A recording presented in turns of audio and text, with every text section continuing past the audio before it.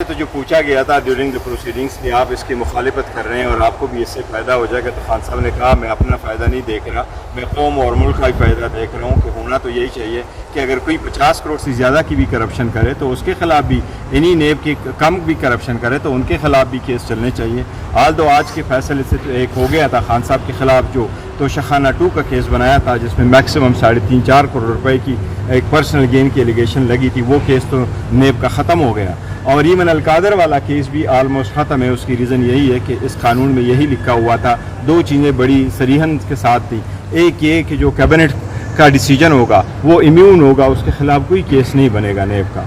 और उसके साथ यही लिखा था कि अगर मिसयूज़ ऑफ अथॉरिटी का कोई केस आ जाता है तो वो केस नहीं होगा अनलेस एंड अनटिल उसमें पर्सनल गेन लिया हो। जहाँ तक अलकादर केस का ताल्लुक है वो डिसीजन कैबिनेट का था, इसलिए इस जजमेंट के मुताबिक नहीं चलना चाहिए, ख़त्म होना चाहिए। दूसरी उसके साथ जो लिखा हुआ था कि पर्सनल गेन लिया हो तो तब मिसयूज़ ऑफ अथॉरिटी का केस बनेगा। इस केस में प्रोसिक्यूशन ने खुद एडमिट किया 2-3 चीज़ें। वो एक, उन्होंने ये एडमिट किया कि जो पैसे आए हुए थे ये इलीगल प्रोसीड्स नहीं थी, ये कोई करप्शन का पैसा नहीं था जो पाकिस्तान आया था, इसलिए अगर करप्शन का पैसा नहीं था तो गवर्नमेंट ऑफ पाकिस्तान का इस पर राइट नहीं बनता था।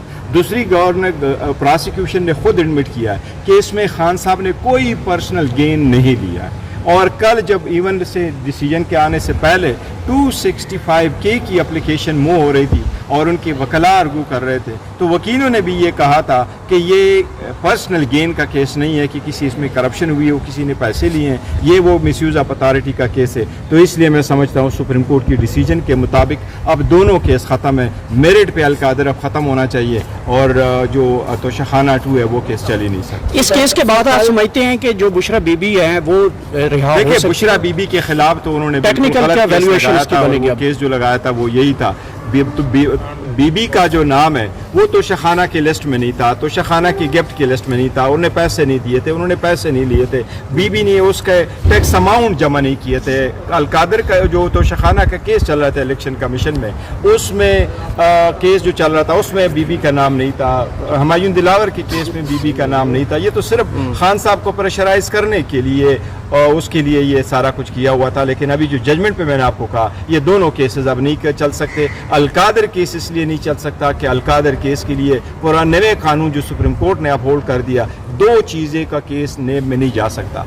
अगर एक डिसीजन हो जिस पे केस बना हो और वो कैबिनेट का हो तो वो केस नहीं चल सकता। सर, अच्छा, कल स्पीकर के चैम्बर में सर आप लोगों की मुलाकात हुई है सर हुकूमत के वज़रा से।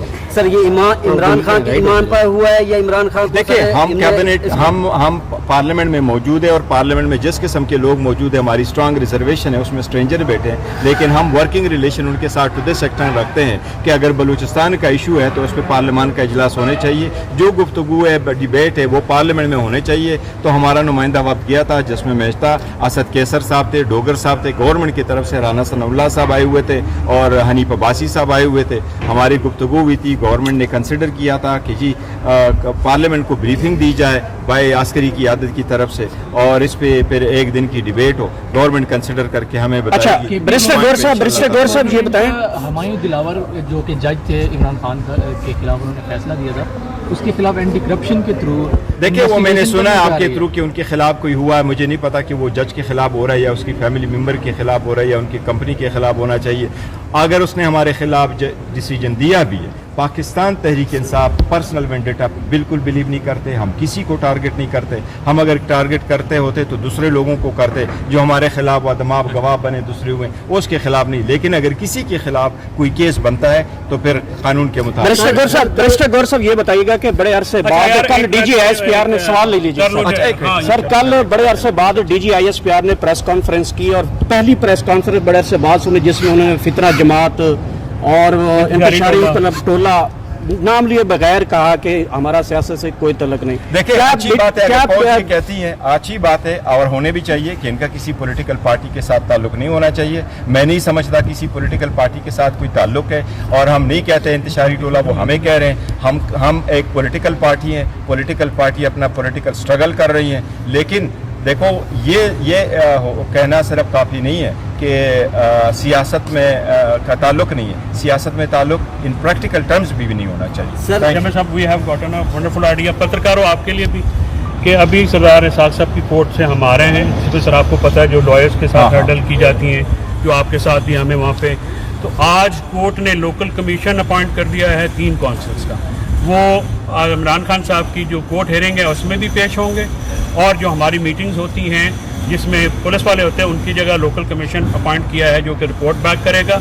और दूसरा ये है कि जो इस तरह से हमें ह्यूमिलेट किया जाता था, इंतज़ार कराया जाता था, वहाँ पे बैठने की जगह नहीं थी फैमिली को भी और लॉयर्स को भी, तो आज अदालत ने एक कॉम्प्रिहेंसिव ऑर्डर पास कर दिया है कि आपकी व्हीकल्स को नहीं रोका जाएगा, सर्च करके अंदर जाने दिया जाएगा, लॉयर्स को जो है वहाँ पे रिले नहीं कराया जाएगा, और इसके साथ जो है वहाँ पे उन्होंने इस बात का भी नोटिस लिया कि जो पब्लिक जिसको कहते हैं जो है वो कहाँ से आती है, वो कौन लोग हैं और उनको कौन अलाउ करता है सर, कौन उनको देखता है। तो ये इसके अलावा जो है एक कॉम्प्रिहेंसिव ऑर्डर हाईकोर्ट ने पास किया है, और प्रोसिक्यूटर जनरल ने और जो जेल सुपरिटेंडेंट है उन्होंने अपना वहाँ पे बयान दिया है कि हम जो है किसी किस्म का रुकावट नहीं खड़ी करेंगे।